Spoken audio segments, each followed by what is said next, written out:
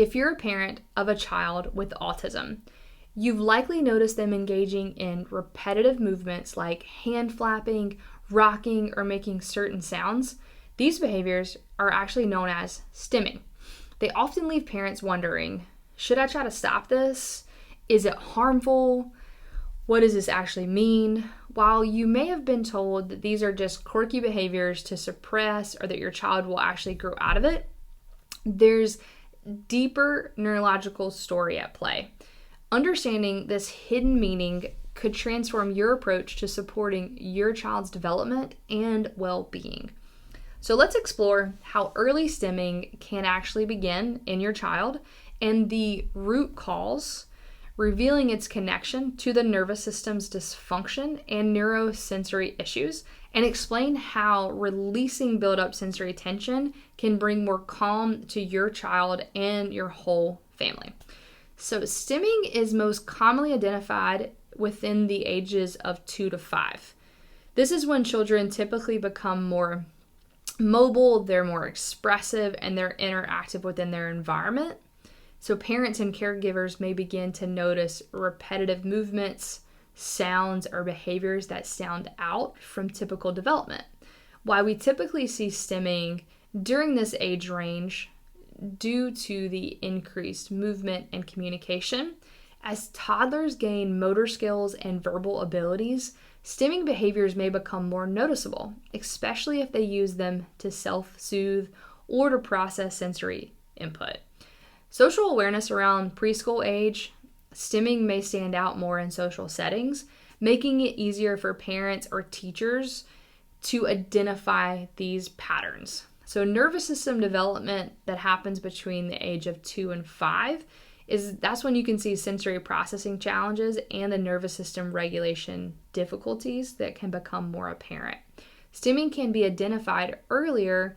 Some parents actually notice early signs of stimming in infancy or early toddler years, so that 12 to 24 months. Stimming can begin within this time frame when the child is only a couple months old. While some self-soothing behaviors are typical in babies, persistent or repetitive movements may indicate early signs of sensory processing.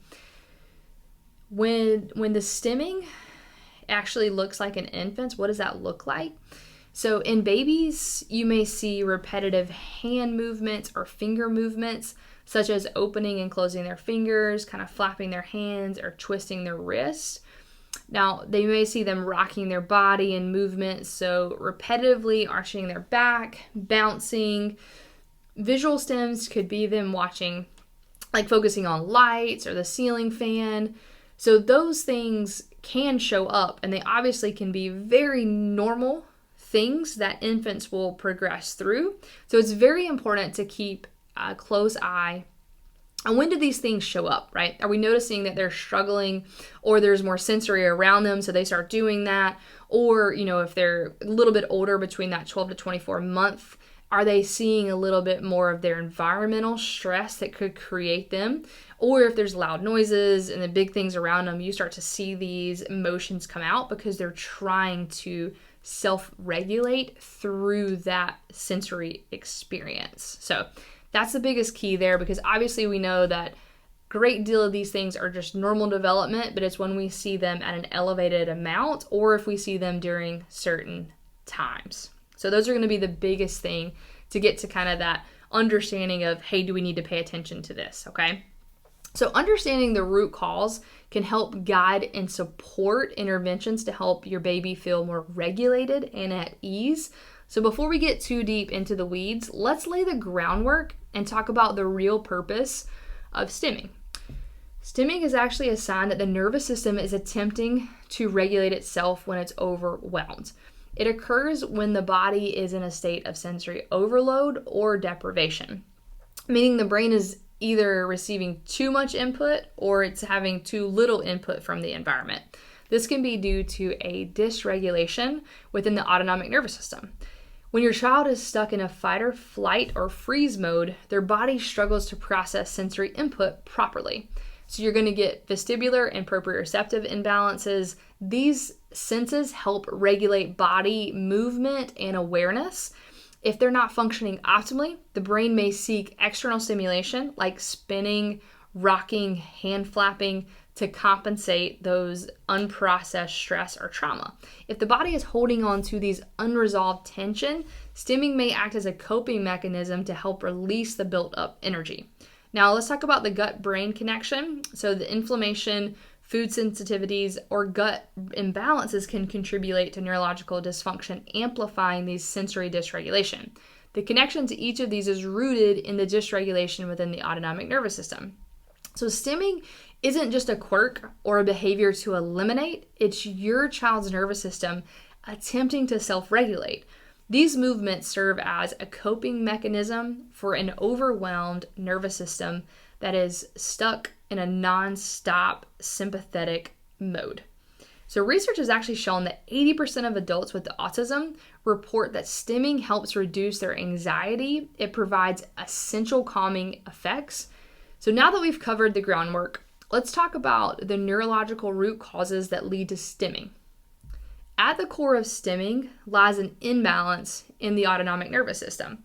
So that sympathetic side of the nervous system, that is your fight or flight response, becomes overactive, while the parasympathetic side, which is your rest and digest system, becomes underactive. This imbalance is actually known as dysautonomia. It leaves children in a stuck, constant state of stress and sensory overload. The imbalance leads to stimming to regulate the autonomic nervous system, bringing calm to their system. So digging deeper into what's going on is actually what we call in chiropractic a subluxation. The neurospinal dysfunction actually is the subluxation that occurs when there's a combination of wound up tension on the actual spinal cord. So we'll actually see the perception of movement is going to be impacted. Where there is space, that subluxation reduces this movement. So the stimulation or proprioceptive input into the brain, which is actually calming and regulating. So kids with autism and other neurological challenges compensate by stimming movements to help their neurological systems relax. So how does chiropractic help? It regulates the sensory processing system. So subluxations, particularly in the upper cervical, can interfere with how the brain processes sensory information. This can lead to sensory overload, promoting stimming as a self-soothing response.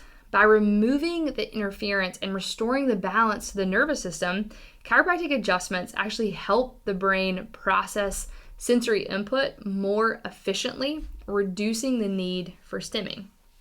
Now, activating the vagus nerve from the actual calming response, the vagus nerve plays a major role in activating your body's parasympathetic system. When it's not functioning well due to your nervous system being in a stress state, children can get stuck in that fight or flight mode, leading to increased anxiety and repetitive behaviors. Chiropractic care helps activate the vagus nerve and promote the parasympathetic calming response, which can actually reduce the stress-driven stimming. It's actually going to help improve emotional and behavior regulation. When the nervous system is overwhelmed and dysregulated, children may struggle to manage emotions, leading to increased stimming during these high times of anxiety, frustration, or excitement. By addressing the root cause of the nervous system dysfunction through adjustments, chiropractic care can improve your child's ability to self-regulate emotionally, potentially leading to fewer or less intense stimming behaviors. While neurologically focused chiropractic care isn't aimed at eliminating stimming altogether, it can help reduce the frequency and intensity of stimming by addressing the underlying nervous system stress that often contributes to it.